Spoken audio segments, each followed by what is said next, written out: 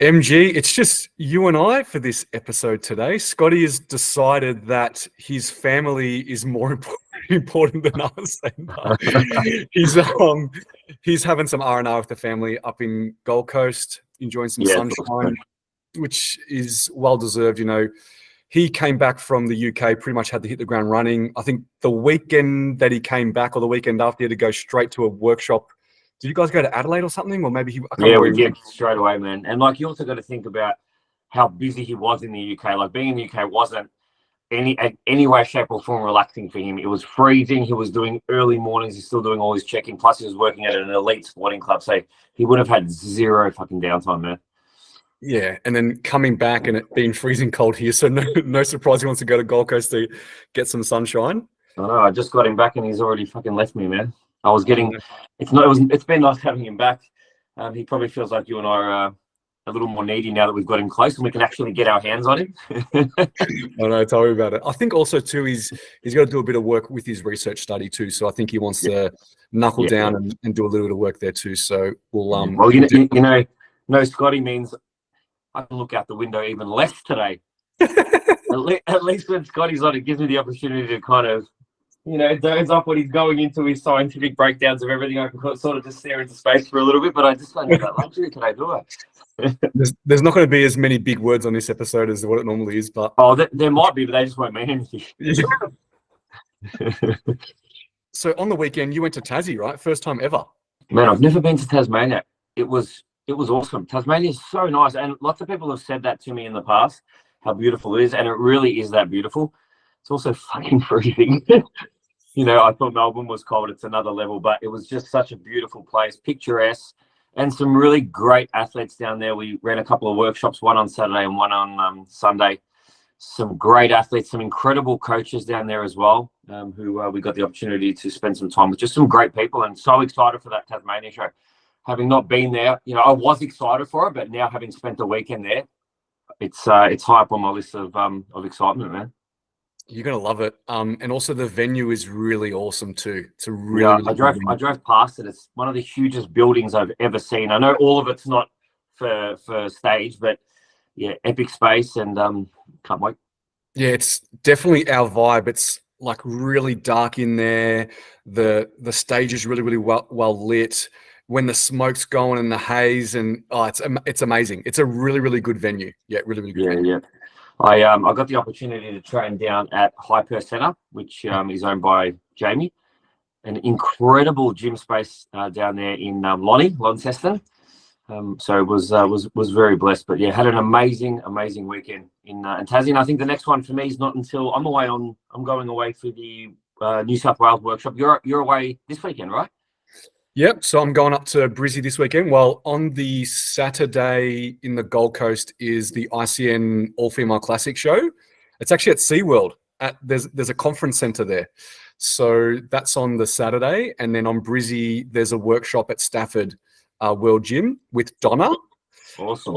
And looking forward to doing that. So and then the following weekend, Scotty and I together. So we've got... Awesome.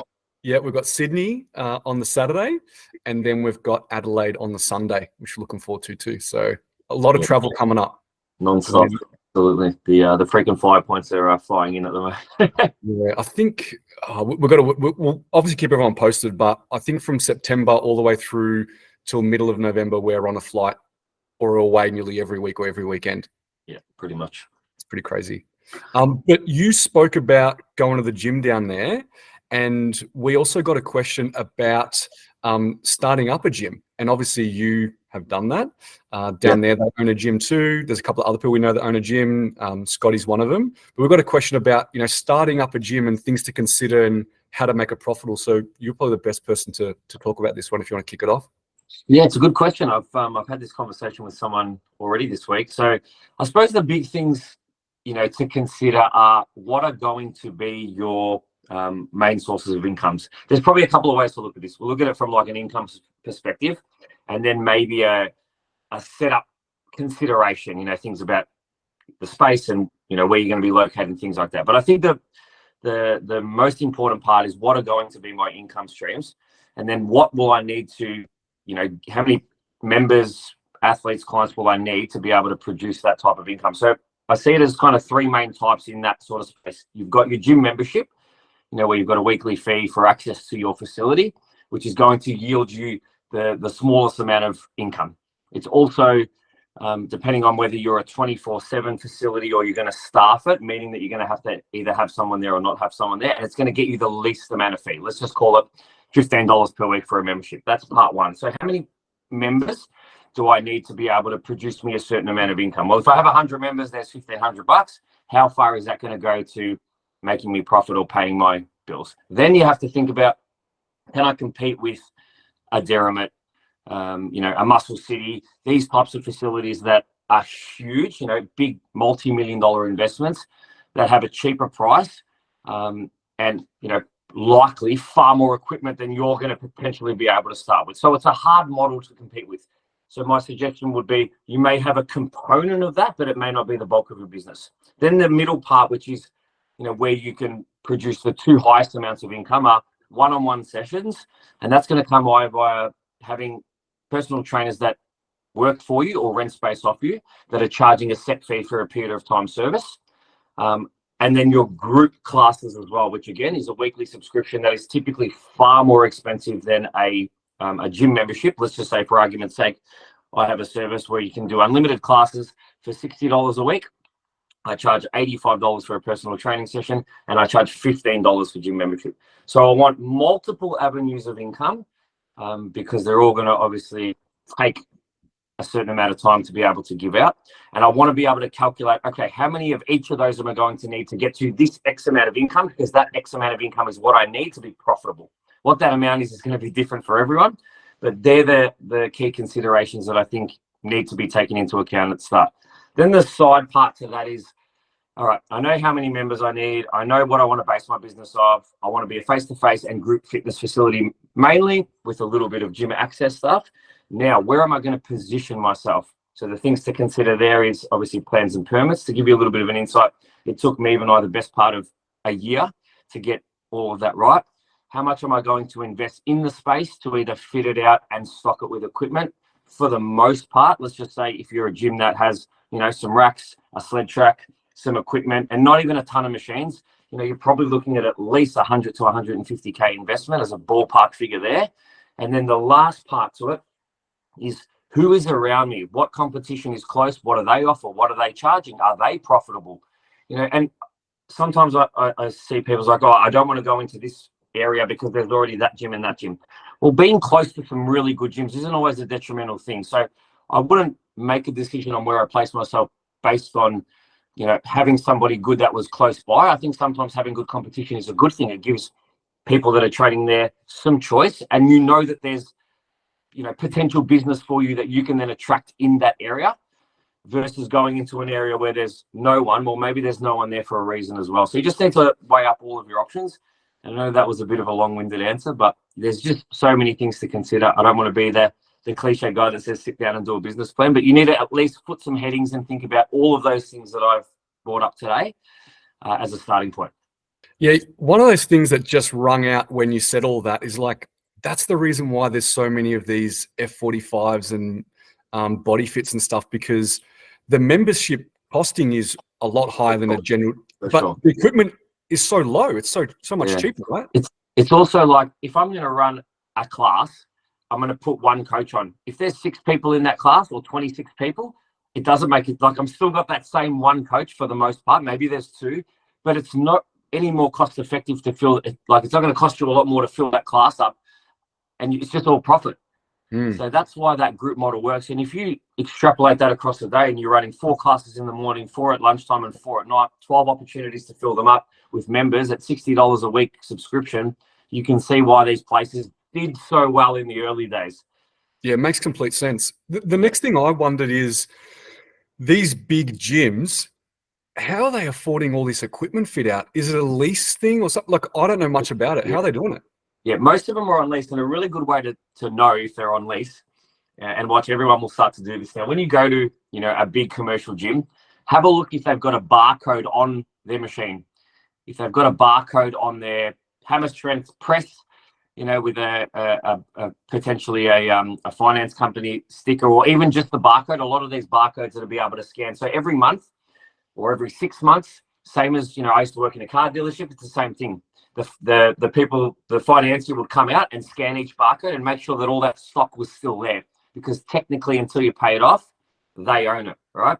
So if you go to your gym and you see barcodes on your equipment, potentially those barcodes, those pieces of equipment are being leased. Those barcodes are so that the owners can scan them until they're paid off and know that they're still there.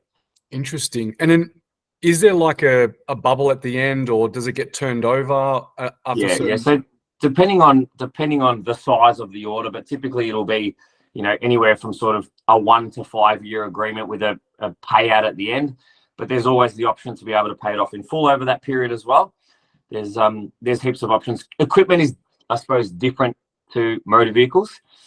So, it's probably likely that there is no balloon at the end and you just have to pay it off over a period of time. Wow. Interesting. That's really, really interesting. So then what would you say your model is for your gym then? Yeah. So the biggest, income driver for us is 100% online coaching and face-to-face. If you look at, say, there's 6 of us in our team, myself, let's just assume that Meave was there at the time. We've got Cole, who's our head coach. Just the 3 of us working at full capacity are doing, 40 sessions each a week. Then you've got 3 part-timers who are doing anywhere from 12 to 25 sessions a week as well. So that's the main part of our source of income. We do group fitness. It's kind of like a value add service. Sometimes the numbers in group just kind of cover the class, but it gives our members more options to train, hence why we do it. And gym access, you can only train at my gym if one of my team or I coach you, and you can only use the facility during staffed hours. I don't want to talk on behalf of Scotty, but I believe, is his very similar model to yours? Spot on. Yeah. We're very, very similar. In fact, Scotty just did some advertising for Powerhouse with his packages as well, and he's very similar. He's got online coaching. He's got online coaching with face-to-face. He's got online coaching with unlimited group classes, and just unlimited group classes. So pretty much the same model. Awesome. Yeah. That was good. It was a really good insight. Thanks, man. That's awesome. All right, let's move on to the next stuff. We go straight into bodybuilding. So this one's about federations. How do you determine which federation is right for your clients early on in their journey? I.e. FMG versus IFBB, NBA versus ICN.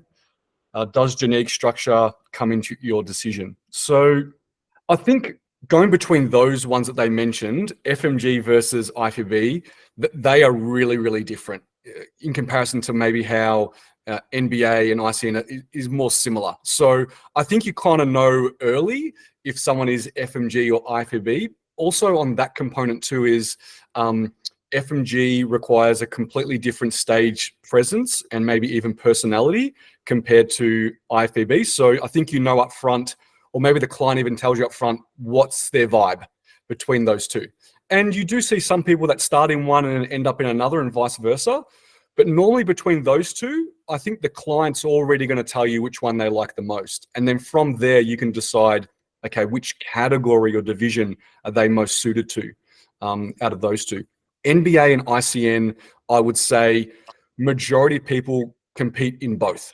So I don't think there's ever a distinction between your structure is built for one or the other. The only reason why someone will pick one or the other is because one's their vibe and one's not their vibe. That's pretty much it. Otherwise, from a structure and genetics and the way the physique looks, you could definitely do both. Maybe, as we've kind of spoken about a couple of times, is NBA bikini is slightly different to ICN bikini, and the sports is different between the two slightly. So maybe you might pick one over the other. But other than that, it's pretty similar. And it's also, I would say, the crossover between IFBB and NBA is also similar too, especially from like a bikini perspective. And we're talking natty to natty. That's probably the easiest crossover. The other ones, not so much. But we have seen like natty men's physiques. Scotty is an example.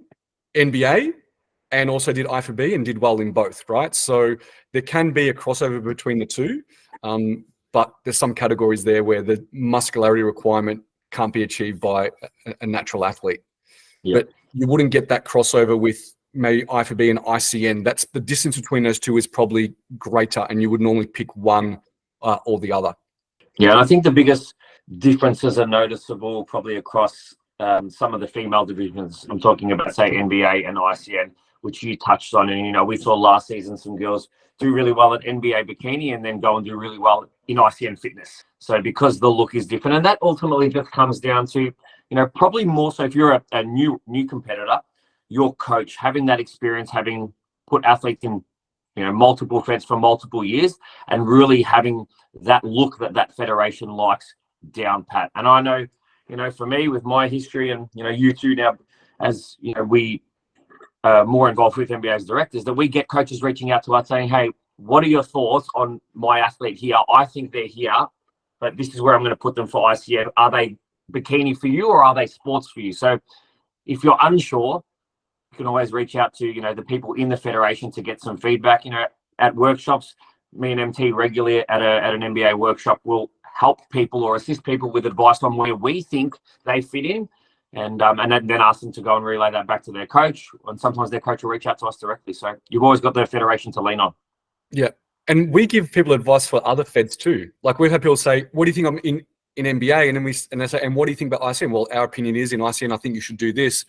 And I'm even finding now with some clients, especially with sports, is some of them I'll say, okay, you're sports in ICN, but you're not sports in NBA, because sports in NBA is just that, you know, turning the dial up a little bit more. So there's some clients that I'll tell, okay, yep, you're good for sports in ICN, but you're not good for sports in NBA. Maybe we'll stick to bikini only, or, you know, do bikini and swimsuit, whereas in ICN will be bikini and sports, if that kind of makes sense. So there's some little intricate things, but you mentioned about reaching out to feds or other people of knowledge to get that advice. But I would definitely recommend for everyone to go to all the different federations shows and also see what the vibe is and what you actually like. And then from there, you can start to sift through where you think you fit best with your coach from a category perspective. But I think it is really, really important that you do go to all the shows and you educate yourself on what you actually like, because they are different between the feds. Yeah, Definitely. The next one we got was, could you give some insight as to when Natty shows are on for IFBB in the season and how it works? All we know so far is that IFBB Natty is the winter season next year, so mid-year next year. We don't know what the dates are. We don't know what the states are. That's all we know. But they're going to be tested just like all the other Natty feds are tested, and they're going to have every division, every category as they normally are. But obviously, it would be the Natty component of that. So that's all we know so far. You don't have any other insights, do you, MG, on that? No, I mean, you and I were there together when Tony was sort of announcing the update to what he knew, which wasn't much from the previous update. But, you know, I think from what we know, it sounds like this show / potential shows, depending on the states, is going to be sometime, you know, around the end of June, July. Yeah, we're all kind of waiting for the same information, but you know, I think it's a positive thing, and I personally feel like, you know, for my next show, maybe that's, you know, I'll step in and do one of those as well. Same. I'm thinking about it too, to be honest. Yeah, I'm thinking about it too. I think the safe bet would be that there would definitely be a Melbourne show. Definitely, I think the safe bet. Like, you know, think about it. Tony Doherty's here. Most of his staff is here. It's his cheapest show to run from a staffing and logistics perspective. So I'd almost guarantee that there will be a Melbourne show. Will there be a Queensland, Sydney, those kind of, I just don't know, because they're going to be a little bit more expensive. Obviously, there's going to be more travel for him and his team, and then obviously booking in those venues and logistics of that. So I could be pretty certain in saying that there will be at least a Melbourne show mid-season next year for IFBB Natties, but whether that's the only one or he does other states, we just don't know. And you know, we're trying to understand this too, because we have to book in our winter season, which we're just picking dates and we're going to release them soon. But we can't wait for IFBB to release their dates, because they're probably going to release them, God knows, maybe start of next year. Who knows when they're going to release them? So, which is a little bit annoying, but at least we know it's going to be somewhere in July. It's going to be somewhere in that region there. We just don't know. Yeah, and if you're someone who's thinking about that season, you don't really have to worry because you've got the peace of mind that we're running our shows. They're definitely going to go ahead. They're going to be in July, so you don't have to make a decision on whether you're going to prep later. You can make that decision now because you're definitely going to have access to our 3 shows. So, yeah. Also, one thing that I'm sure IFBB understand this, but natty people need a little bit more notice because our preps are a little bit longer, right?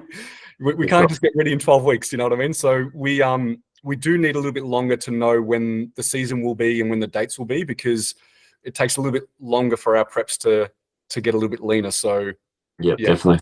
I'm sure they'll know. Otherwise, we'll try to remind them. Maybe you can reach out to Tony. Yeah, maybe I'll try.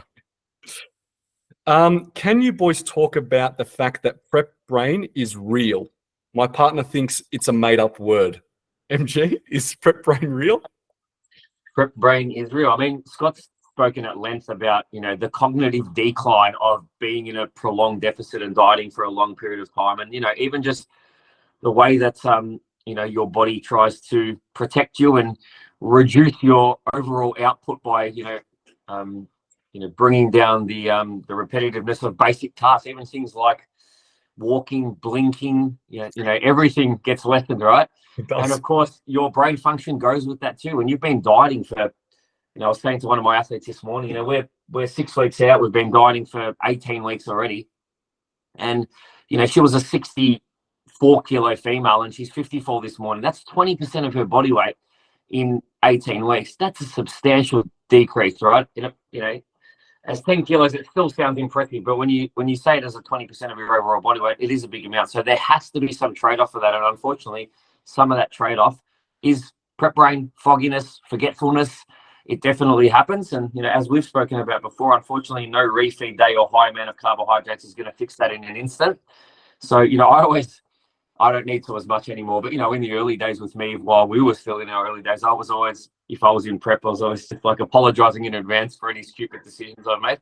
I did tell a story here many, many podcasts ago where I came home. I went from work straight to the gym and I trained and then I did cardio. It was after a long day. I got home at like 8:30 p.m. and I walked in the door and I had my work bag with my laptop, my clothes bag to change from my work, and my meal bags. I had 3 bags, and I walked in, and I just stood in. As soon as I walked in, I stood there, and I stood there for about 3 or 4 minutes because I couldn't work out which bag I should put down first. When I could have just put all of them down or one of them, but I stood there because I was like, should I put my clothes bag in the laundry, my meal? And he was like, what the fuck are you doing? Just put your fucking bags down. So it absolutely is a thing. I was talking to Cole, who was one of my staff, head coach at my gym, who did an IFBB show last week. He lost like 40 kilos across, not his prep, but he lost 40 kilos across that journey. And he came up to me on his peak week at work to have a conversation about something, started the sentence and forgot what he was saying in 1 second. And then just kind of stared at me like, fuck, what was I talking about again? I'm like, that's okay. Go away, take a breath, come back when you remember. So it absolutely is a thing, and the reason it happens is for those things that I just explained before. But it is real. That's so funny. My prep brain in comp is not forgetfulness much. It's more so just lack of energy and just going super quiet and just not wanting to have conversations. For sure. And it definitely affects everybody differently. Yeah. I found you were really sharp. You were productive. You were doing so many things. A lot of the things that we started as a group, we'd come up with an idea and then you would initiate it during prep because you were just hyperactive in that period, right? So almost running on such a tight-knit schedule that you were able to do more. But then when you were cooked, you were cooked. Yeah. Oh, it's almost like I got way more efficient because but also too is the reason is because you want to fill in the gaps between meals. So sure. you want to spend some time doing some other stuff. Otherwise, you're thinking about food. But yeah, my prep brain is just to go quiet and conserve energy and just chill out a little bit and give out hugs. Yeah. You get nice and emotional. We love you in prep because we get way more touchy feely, which is what we like. All right, next one. How many times a week do you guys have untracked or off-plan meals, MG? Yep. So for the most part, and there's two types. For the most part, maximum one, unless we're traveling for work. And sometimes, we'll go and do a fly in, fly out for a workshop. And if that's the case, I might pack a couple of meals, but we may go out with, say, some athletes or some coaches from that state and have an untracked meal. But if we're doing an overnight, it tends to be 2 days worth of untracked meals. So like not all the meals, but two a lunch and a dinner, but for the most part, never more than two, but typically one at most, and some weeks, none at all. It's a bit different for us with me and I having, a 5-month-old. We can't just get up and go to a restaurant. You've got to plan, as most parents listening will know. You've got to pack the car, and also there's certain periods of the day which Talia just wants to be at home, so it's a lot easier just to stay and cook at home. So for me, it's only when I'm traveling, but yeah, typically one a week. Yeah, mine's the same. I'm mostly 2 max a week, and normally they're at the end of the week. It's a Friday night and one of the weekend nights, and that's about it, or a lunch if it's whatever that it may be. But yeah, it's no more than 2, and they're super conservative, and like the next day I'll probably weigh in less, Yeah. You're always over allowing. One of the things that I talk about a lot with athletes in off season is, not taking the piss and allowing for some flexibility, but being smart. It's like if you know that you're going to go out with your friends at night, which is awesome, I encourage it. You should have that flexibility and fun in your off season. But if you know you're on high calories, don't have all 5 meals before you go out for dinner with your friends, right? That's going to lead to probably an accelerated rate of gain. And ultimately, we still want to be smart about what that rate of gain is. We're not just in the business as coaches and as athletes. I'm putting weight on just for the sake of making the scale go up. That's, if you're someone who wakes up and you're in your off season and you just love watching that scale go up and up, maybe the connection needs to be more on quality gains, actually acquiring lean tissue. And, as we've spoken about before, you don't need to be in a 1,500 calorie surplus a day to put on quality lean tissue. Maintenance, just above maintenance, is more than ample. If all of your other factors are in place, you're training hard, you're hydrated, you're sleeping well, you're doing all the things that are important, a very minor calorie surplus is all you need. So I just say to people that are having off-track meals, which should be most people who are in off-season, is just be smart about it. Think about what you're eating before, think about what you're eating after, and you'll be fine. Yeah, definitely. Yeah, that's really, really good advice. I think probably males are the ones that think the scale weight going up fast and fast and fast means that yeah, you're right. You're absolutely right. Yeah. Females more so don't want to see it move at all. They probably want it to go down, if anything. Sure. But yeah, you're right. Not a big surplus is required as long as there is a small surplus there and you're training really hard and your numbers are going up. You're definitely gaining some tissue. Yeah. I think, man, one of the things that has been really useful for me, not just as a coach, but personally, in terms of like training performance, recovery, and growing, is I've just been a real stickler for my food intakes pre and post workout. I've been dynamite. I've been making sure I'm getting X amount of protein, X amount of carbs, X amount of fat in both those meals. And then the rest of the day has just been a bit of whatever. And I found that to be really, really successful.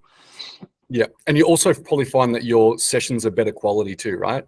Way better. Like to the point now where, I don't want to leave the gym. I only leave because, I've got to go to work or I want to come home to the family. But because I'm adequately fueled, I could stay in there for 2-3 hours. Yeah.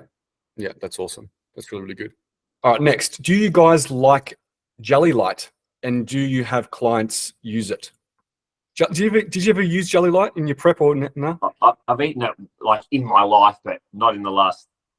Maybe when you first prepped me 10 years ago, I might have tried it once, but no, I don't use it. I don't use it. I certainly don't recommend it. I also don't stop anyone if I see it in their plan that they put in their MyFitnessPal, but I don't know. For me, it just doesn't give me the satisfaction or the volume that I'm after. I liked what you would do at the end of the night in the back end of your preps, which was peaches and yogurt, right?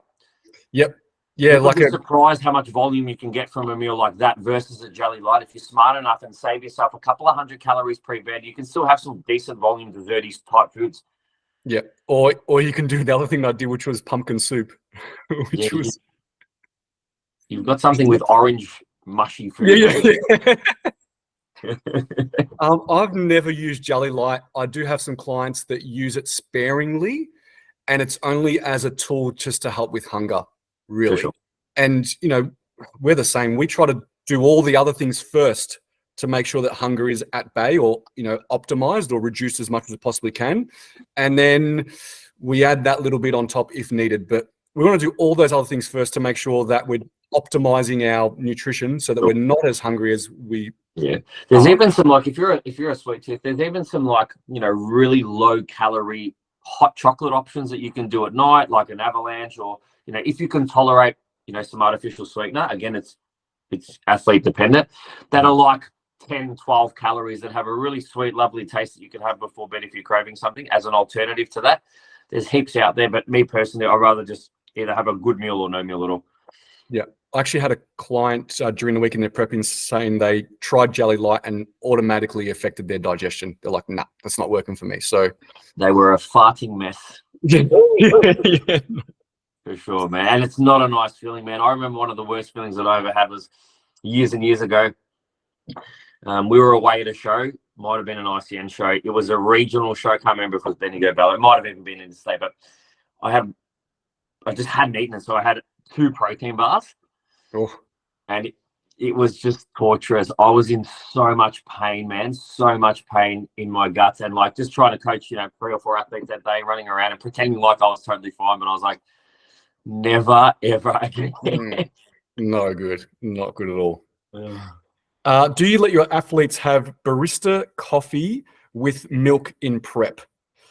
Do you let them track a small latte or 25 mils of milk, for example, on a daily basis? So do you allow people to have a barista made coffee? Yes.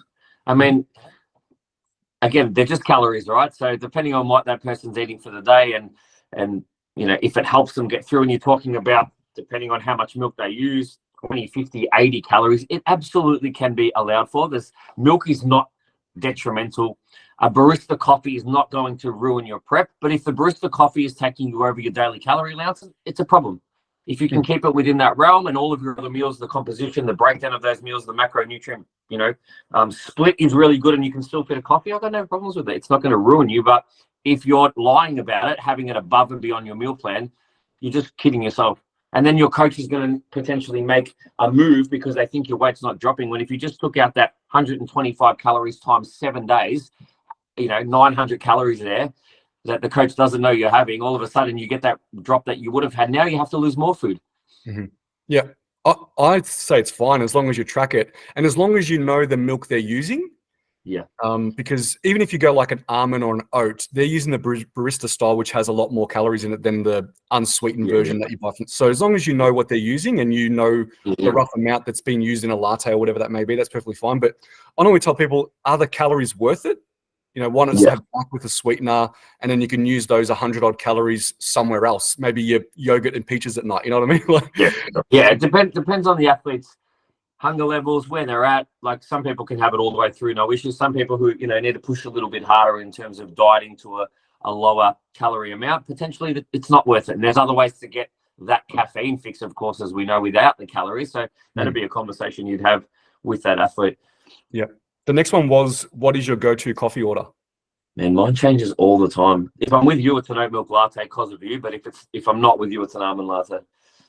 Yeah, I'm oat milk latte, 1 sweetener.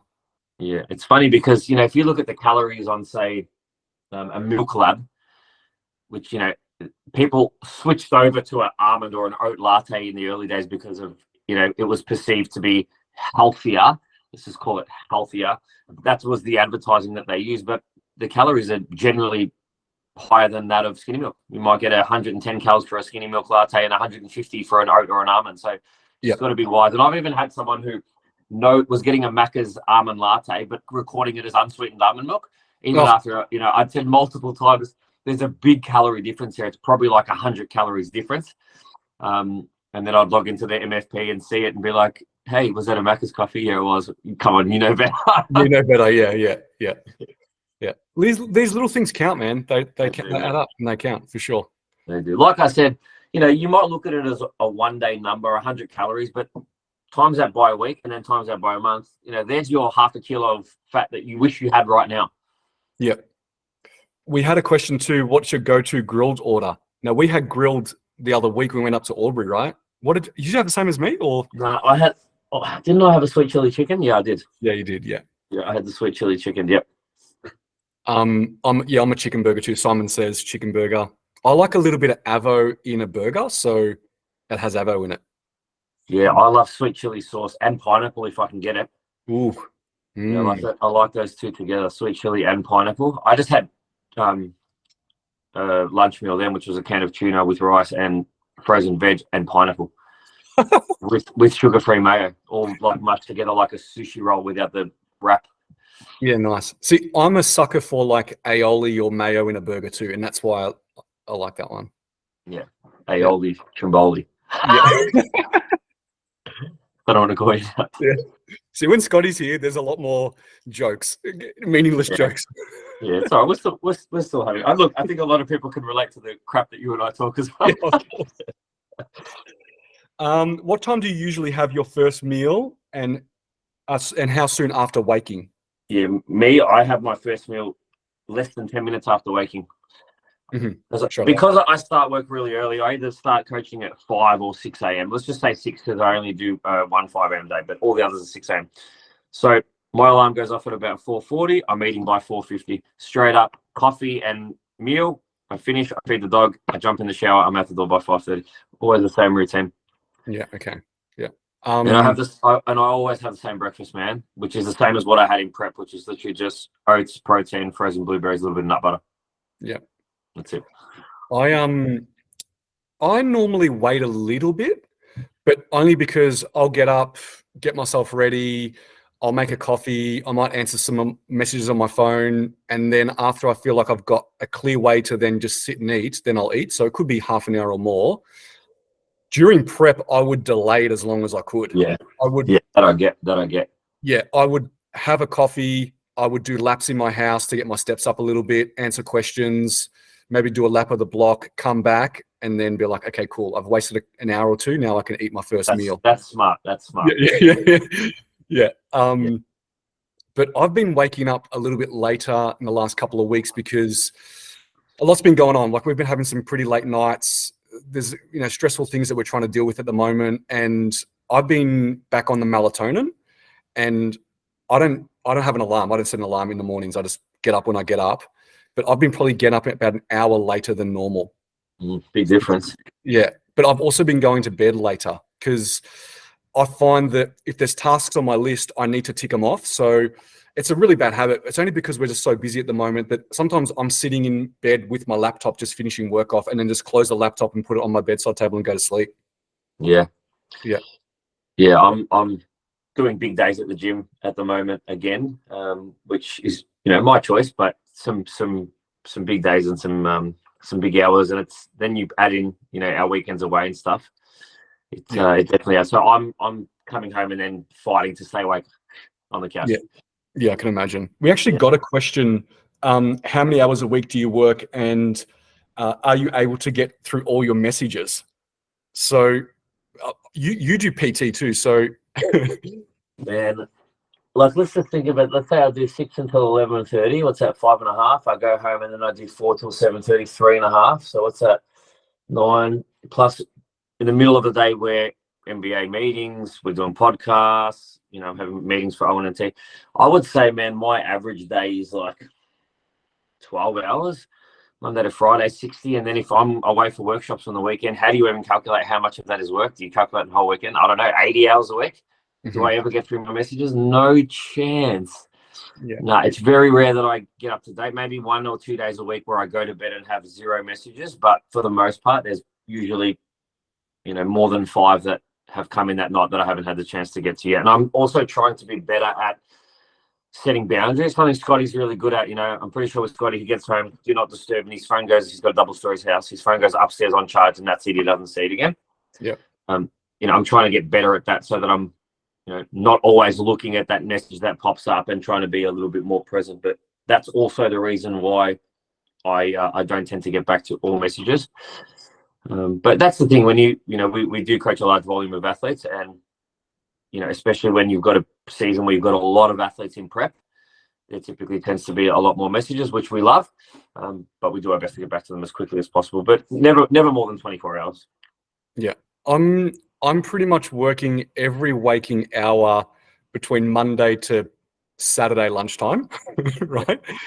And then I'm only interrupted between those days is if I'm with someone and socializing.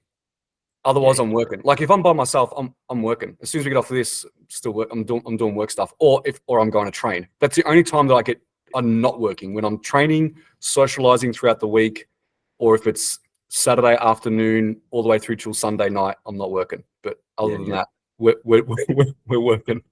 Yeah, to put a number on it is almost impossible because it changes every week, but definitely a lot. Yeah, and then getting through messages, with me is coaching is on Facebook Messenger, and there's nothing else on Instagram other than just social chat or connection with clients if they're stories and posts and stuff like that. But so I know if my messenger is clear, there's nothing outstanding for me to do. The only thing I miss is like message requests on Instagram and stuff like that. I just miss them. Things just go missing. But other than that, I normally get through everything. Yeah. Sometimes someone will have messaged me and I'll be in my DMs responding to another one that came before, and I'll see it. I'll forget to get back to it, and about a month later, it's gone down the list so far that a month later it'll somehow pop up again, and I'll realize, oh my God, I never responded to that. It won't be like an athlete; it might just be someone messaging or asking a question or commenting, but it happens. Yeah, there's something really annoying that's going on with Facebook Messenger at the moment. When I have it open on my PC, nothing is shown as unread. It's all red. There's no like little blue dot, but on my phone it shows up. So sometimes I'm like, phone, okay, who haven't I answered? Okay, back in my PC. Anyways, we manage. We get it done. All right, let's change pace from talking about us.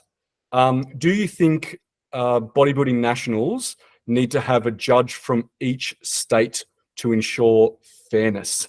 That's a good question. No, that's a good question. I think there should be as much representation as logistically possible. I think that depending on the state and the experience of the judges in that state, I think I would personally prefer, if I was an athlete, a panel that had the most experienced judges across the country. Again, it's different with federations. If you look at, say, us with NBA, having the same head judge across the country, it's consistent anyway, so it doesn't make a difference. And because, with us at NBA, the owners cover the whole country, there is no kind of state-to-state bias because every athlete belongs to the federation and the federation wants to see everybody do well, so that you don't get any of that. So for me, I think it'd be more important to have the most experienced judges from across the country on the panel. As much state-to-state representation would be great, as long as there was enough experience behind that judge to back it up and warrant being one of the national judges. And if you look at our scoring system, the head judge can be overruled, and it's happened before. So, rather than having someone from every state, I'd rather have the most experienced people there. Yeah, it's a really good question because we don't segregate the judges state by state because we actually fly judges around to different states. So whatever judges are at the different states or judge there, they need to be at nationals. They need to be the most experienced. And so basically we're making sure that all the judges that are at nationals, there's a representation that have been to every state show and watched all the competitors and judged at all those states. Yeah. Like we've got some of our WA judges are coming down to do the Melbourne show. Some of the New South Wales going to Adelaide. So you're getting that mixture anyway. Let's just break it down for a second and say, for ICN, would I like a judge from every state to have equal input? Yes, I would. 100%. Yeah. Yes, and then to have a head judge, that's the issue there that's been raised a lot is they have an Australian head judge, that's their title, but they don't travel to every state to see the shows, and sometimes they don't even travel to nationals. So that's happened. Yeah, that's the difficulty there. So I don't want to call it fairness because then that means that the judges aren't being fair. I'd say consistency. Yeah, I agree across it. So this is a good one actually. Thoughts on creating payment plans for registrations for those wanting to do multiple shows? I know one of your things, part of MBA, is to look at the accounting and, and those kind of things. What would we use? Like a AfterPay or something? I don't know. Like that. Yeah, something like that. Whoever sent this question, thank you. I'm considering it as of right now. Yeah, because I see what you mean. we totally understand that competing can be an expensive sport. We've all been through it. And if you want to do multiple shows at that, that cost continues to increase. So not something that, we have tabled before. I can confirm we're going to table it now because, absolutely worth considering. And if there's a market for it, anything's worth considering if there's a market for it. The actual service itself, have to do some investigation, but I think it could be a model that worked. Yeah. I've never used like an AfterPay stuff, but I'm assuming it's like Neither have I. Yeah. So what would happen is the contract would be with the AfterPay. So let's just say it's $100. They will pay you 95 instantly, and then they get their 100 over, the next whatever the agreement is, 3 payments, 4 payments. Yeah. So you take less at the time, but you get all of it up front, and then they collect the rest plus whatever their fee is. So yeah, could definitely work. I mean, I think for the most part, if someone's decided that they're going to compete, they've probably budgeted for it, or they know what costs they're going to be up for. So I don't think the cost of the show stops anyone from competing 2 weeks out, because they've either already allowed for it, or if they've dieted for 26 weeks, they're probably going to find a way to come up with the entry as well, right? So yeah, but it's a damn good question. Yeah, we're literally having a NBA business meeting right now. I think it's a good idea, because maybe there's someone that would like to do a second show or more, or maybe come to a nationals, but they can't afford it, but they can afford to do it if they were on a payment plan. So maybe listeners, send us a DM. Is this something that you would be interested in? Yeah. I mean, I suppose we've got the ability to be able to speak to the industry and the market, and if there's a need or a want for something, then we can potentially make it happen. Cool. Good question. Love it. If you've got any other questions and suggestions for NBA, you're speaking to the right people, so we can make the decisions. Yeah. And I suppose, just to all of our listeners as well, this isn't about this podcast being an NBA podcast. You can see we're talking about all topics, all federations, multiple things, but equally, we do have a platform to be able to give back to the industry and make changes on things that athletes and coaches actually want. So if you do want to suggest something or get our opinion on something, use the podcast for it. Yep. Yeah, definitely. Yep. All right, let's move into the last portion. So this one is about reverse dieting. So could you guys chat about the importance of the reverse diet and how it is more important than the weeks leading up to the show? I want my partner to listen so he can understand how bloody important my reverse is and the support I need. Thanks, guys. The importance of the reverse diet, and obviously having support from the people around you. Yeah. I think let's start with this. Let's start with, all right, what are the risks post-show? All right, what are we trying to avoid? Why do we reverse diet?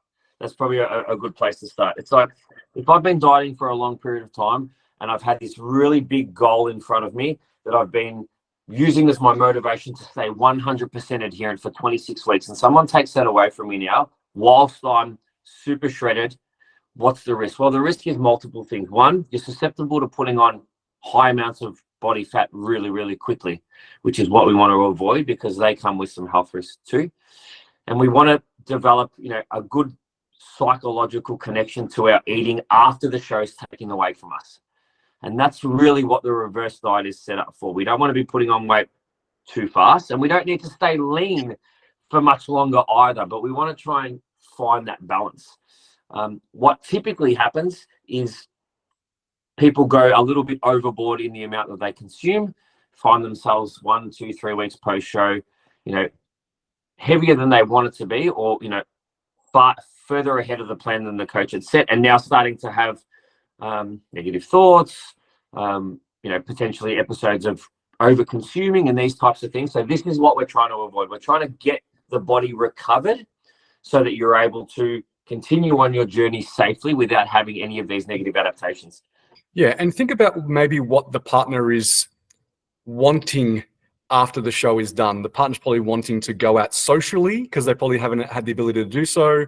They're probably wanting their partner back, spending more time with them physically and emotionally too. So I kind of get it. They're probably thinking, I can't wait till my partner has finished this bloody comp so I can get them back and they're back to normal. That will happen. It just takes a little bit of time. They have to go through this reverse so that, as you said, MG, they can get back to a healthy state physically, mentally, and emotionally.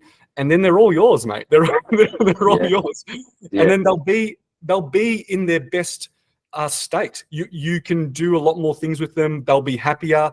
The last thing, and if this guy is listening, the last thing you want is for your missus to gain a lot of weight and then for them to complain about it endlessly, right? Because they didn't do the reverse properly, and now all they're complaining about is how they are out of shape and they hate their body. So allow her to go through the process so that she gets to a position where she feels happy and healthy. And what is it? Happy wife, happy life. Yeah.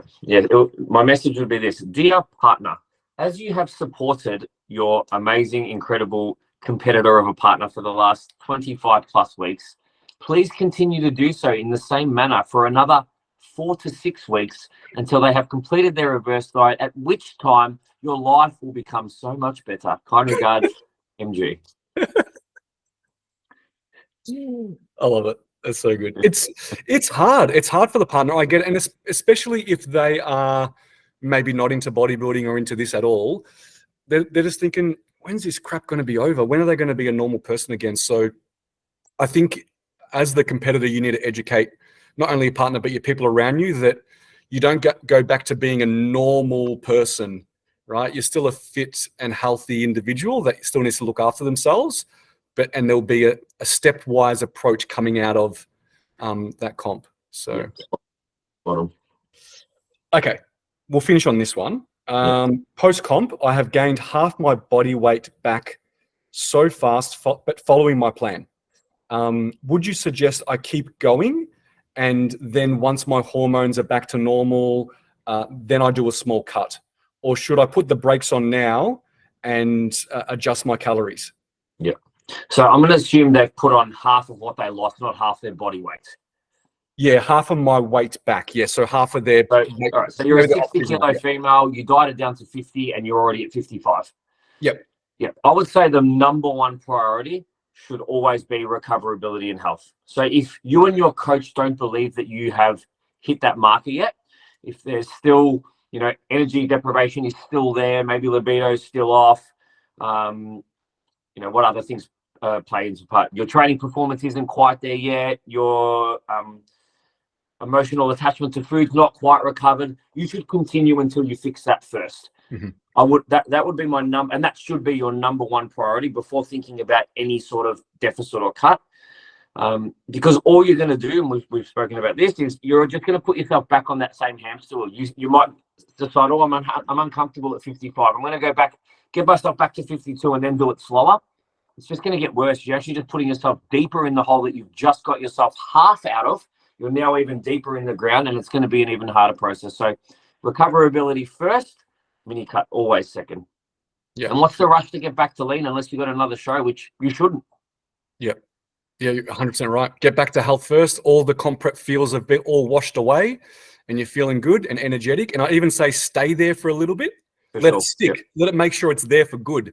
And if you're a female, I'd even say wait till you get your cycle back too before you start doing anything where you're bringing calories down and trying to take off some body fat. So yeah, recoverability and health is number one before you think about anything. And then by that time, you might be over it. You might be like, you know what? Yeah, I'm enjoying feeling strong, and I'm enjoying training like a beast and recovering, and I want to be in the gym all day, every day. Like all those things that you missed at the back end of prep when training became a chore might be back. Yeah. Yeah, just give yourself some time, and maybe your thoughts might change a little bit towards it. That's it. We got through a bunch. I think I counted like 15 or 16 questions that we got through. So we did right, you and I. I don't think I looked out the window once, maybe once. Maybe, but no one saw because it's probably when I was talking and the camera was on me. Yeah, you did it right. I felt very engaged today. Awesome, man. Well, thank you. Thanks everyone for all their questions. They were awesome. Send them through again next time, and we'll chat to you all soon. Take care, guys. Have a great rest of your week. Thanks. Bye.